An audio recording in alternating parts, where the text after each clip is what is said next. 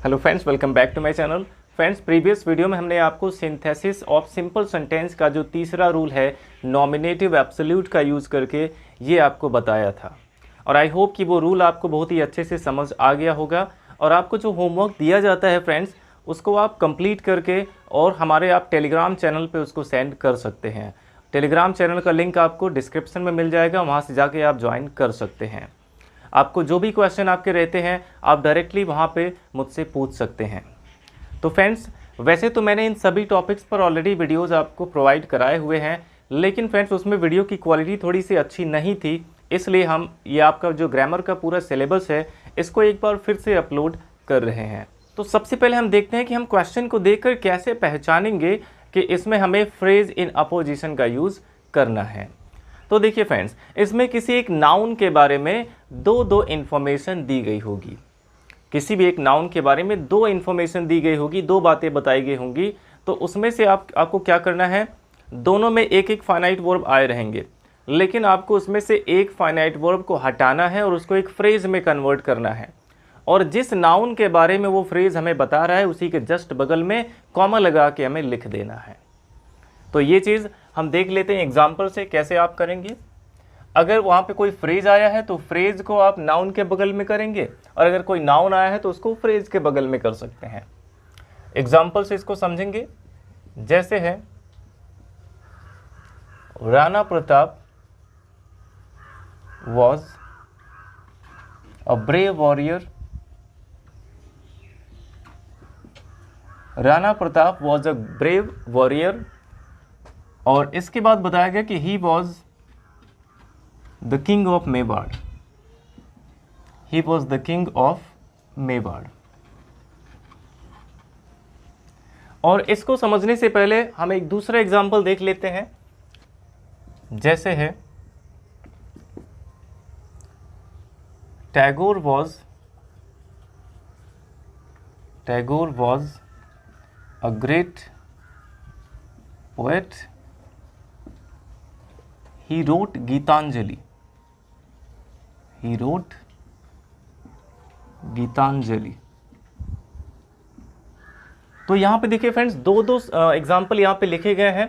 सबसे पहले हम ये दूसरा वाला देख लेते हैं, क्योंकि इसमें देखिए जो पहला है, इसमें दोनों में जो फाइनाइट वर्ब है ये वॉज है। दोनों में जो वर्ब आया हुआ है वो वॉज है, लेकिन यहाँ पे पहला वर्ब वॉज है और दूसरा रोट है, यानी कि इसमें एक एक्शन वर्ब है और यहाँ पे एक वर्ब टू बी है। तो जब भी ऐसा होगा कि एक सेंटेंस में कोई एक्शन वर्ब आया होगा और एक में वर्ब टू बी यानी इज एम आर वॉज पर आया होगा, तो आपको समझ जाना है कि आप किस वाले फाइनाइट वर्ब को हटाएंगे। इस is am are was verb को आप हटा सकते हैं, लेकिन एक्शन वर्ब को आप हटा नहीं सकते हैं। और अगर किसी सेंटेंस में दोनों के दोनों वर्ब टू बी ही रहते हैं, यानी is am are was verb ही रहते हैं, तो आप दोनों में से किसी एक को भी हटा सकते हैं। सबसे पहले हम ये इसको देख लेते हैं। देखिए, इसमें किसके बारे में बात हुई है, टैगोर के बारे में बात हो रही है, और इसमें दो बातें बताई गई टैगोर के बारे में। सबसे पहले टैगोर कौन थे, Tagore was a great poet.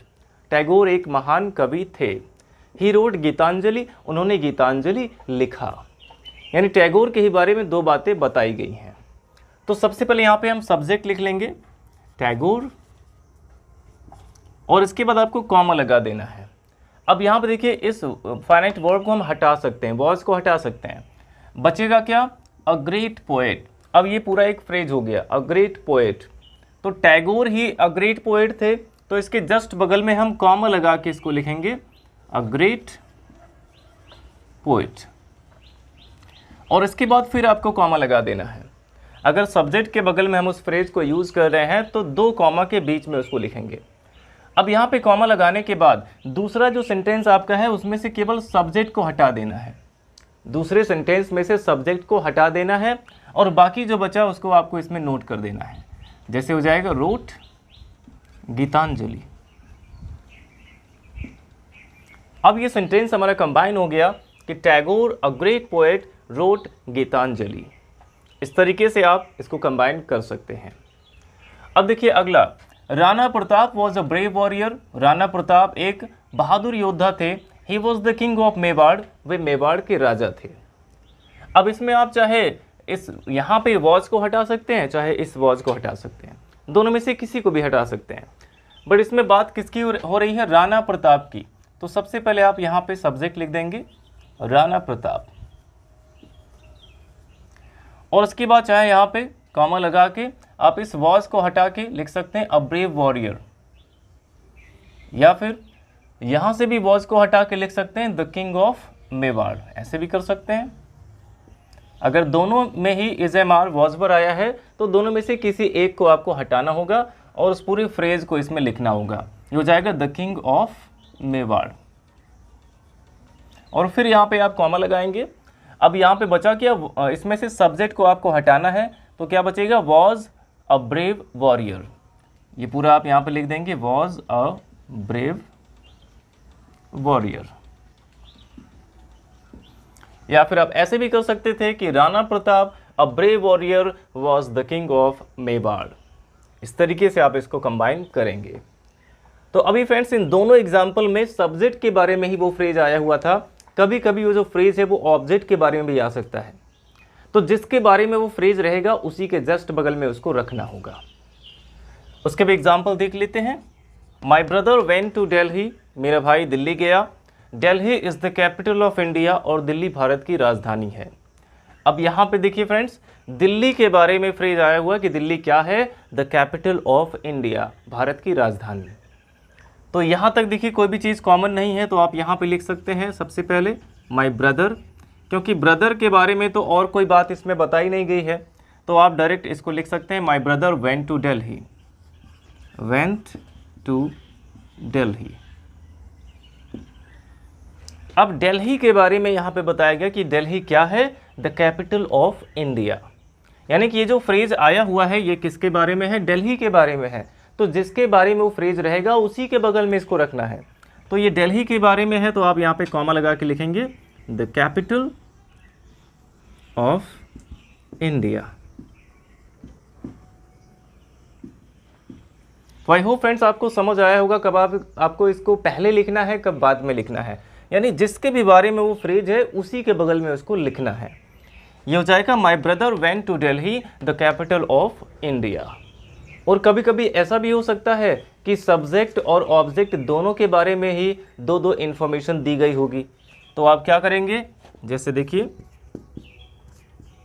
Tulsidas was a great poet, Tulsidas was a great poet, he wrote Ramcharitmanas,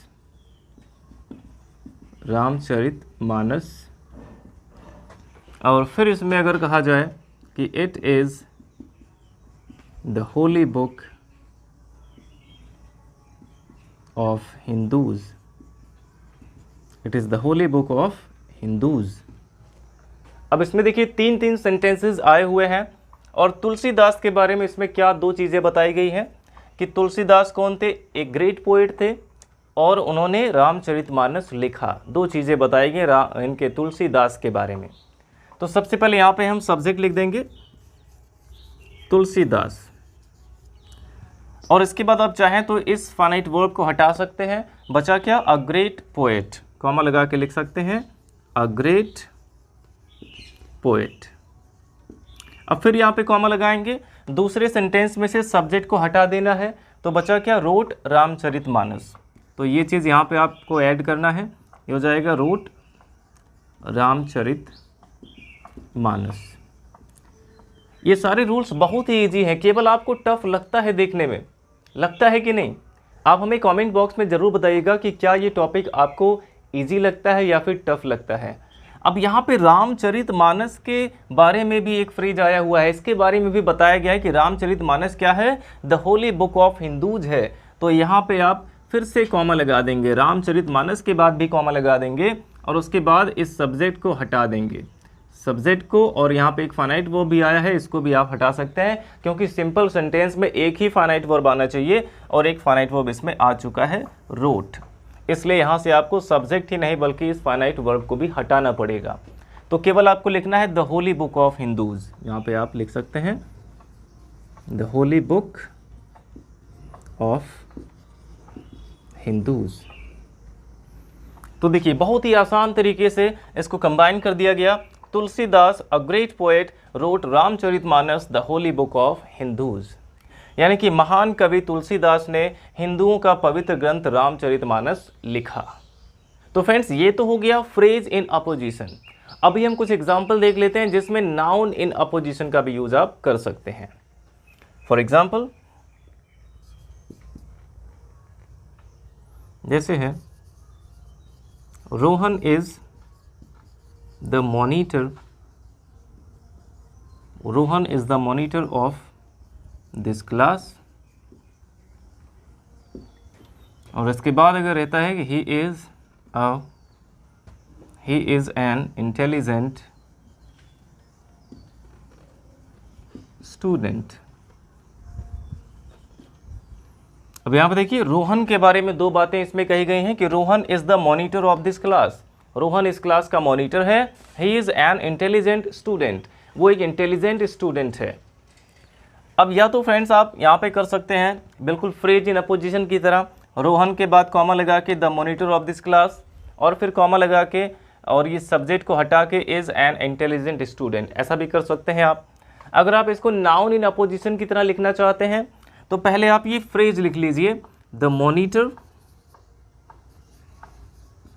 monitor of this class,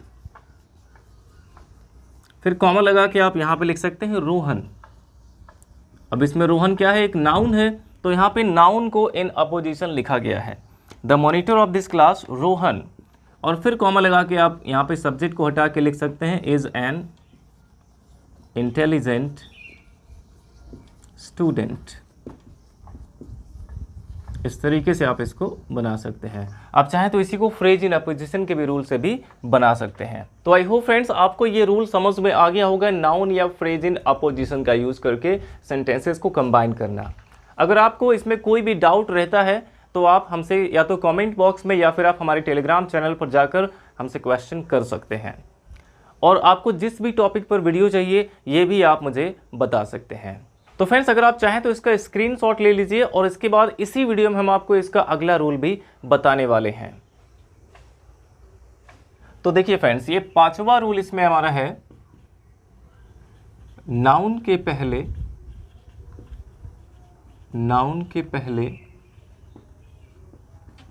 adjective का यूज करके, ये बहुत ही आसान रूल है। इसमें फ्रेंड्स आपको केवल एडजेक्टिव को उठा के नाउन के पहले रख देना है। और देखिए फ्रेंड्स, ये वीडियोस आपको एकदम फ्री ऑफ कॉस्ट मिलते हैं, और इसमें आपका एक पैसा भी नहीं लगता है। बस इसके बदले में हम आपसे यही चाहते हैं कि आप हमारे वीडियोस को शेयर करें, ताकि हमारे चैनल को भी थोड़ी सी ग्रोथ मिल जाए। तो देखिए फ्रेंड्स, एग्जाम्पल हमारा है कि I saw a girl in the park, यानी मैंने पार्क में एक लड़की को देखा। She was tall and beautiful, यानी वो लंबी और सुंदर थी। अब इसमें लंबी और सुंदर कौन थी, ये दोनों क्या है, दोनों एडजेक्टिव इसमें है, टॉल एंड ब्यूटीफुल इसमें एडजेक्टिव है, और इस एडजेक्टिव का यूज़ किसके लिए हुआ है, इसी गर्ल के लिए हुआ है। तो आप क्या करेंगे, ये एडजेक्टिव जिस नाउन के लिए यूज हुआ है उसी के जस्ट पहले आपको रख देना है उसको। तो सेंटेंस क्या बन जाएगा, आई सॉ अ, और यहाँ पर देखिए गर्ल इसी के लिए आया हुआ है, टॉल एंड ब्यूटीफुल, तो ये हो जाएगा टॉल एंड ब्यूटीफुल गर्ल।